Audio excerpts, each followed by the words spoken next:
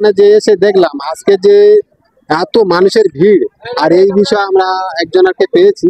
আর এই ভিড়ের মধ্যে থেকে আজকে যে হঠাৎ এখানে এত মানুষের ভিড়, সেই বিষয়ে বিচার করা যাবে।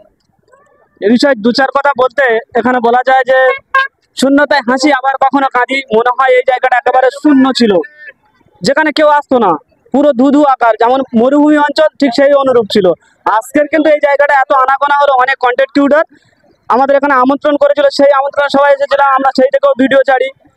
কিন্তু আমরা একটা জিনিস জানি, আমাদের থেকে আমরা হয়তো ভারতবর্ষে আছি, অন্য কোনো দেশ যেমন বাংলাদেশে কিন্তু থরসাব বিল্লাহ উনি অনেক বড় বিখ্যাত।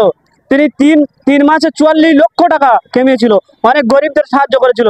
যারা এই কন্টেন্ট ক্রিয়েটররা আছে, দেখা যায় যে ওরাও অনেকের গরিবের সাহায্য করে।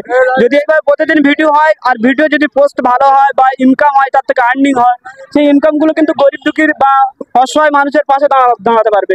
কিন্তু আজকের এই যে বিশৃঙ্খলার কারণে, পাবলিক প্রশাসনের কারণে, এই যে পাবলিক এত যে খারাপ বিহেভ করছে, যে যাদের আচরণ এত খারাপ, যার কারণে পুলিশ এসে বা প্রশাসন এসে কোনো কিছু এখানে কিন্তু আটকাতে পারছে না।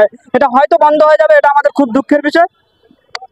কিন্তু এখানে এসে আমরা দেখলাম হঠাৎ আগে কিন্তু পুলিশ আসেনি, আজকের এত ভিড় মাঝখানে পুলিশে আসার কারণটা কি? আসার কারণ হলো যে আমাদের মেন রোড, একটা রোড আছে, এই রোডটা মেন জাম করছে পাবলিক। যেখানে আমরা অনেক ভলেন্টিয়াররা ছিলাম, এখানে শিলিগুড়ির যে ভাইরাল জায়গাটা, আমরা অনেক ভলেন্টিয়ার ছিলাম, যেগুলো আমরা নিষেধ করছিলাম, নিষেধাজ্ঞা বলেও দিয়েছি আগে ভিডিওর মাধ্যমে, এখনো বলছি যে আমরা বারণ করছি বারবার যে তোমরা একটা সাইড হয়ে বা কাজ করলে ভালো হয়। গাড়ি যাতায়াত বা যানবাহন যাতায়াতের ক্ষেত্রে খুবই সুবিধাজনক ব্যাপার। সেই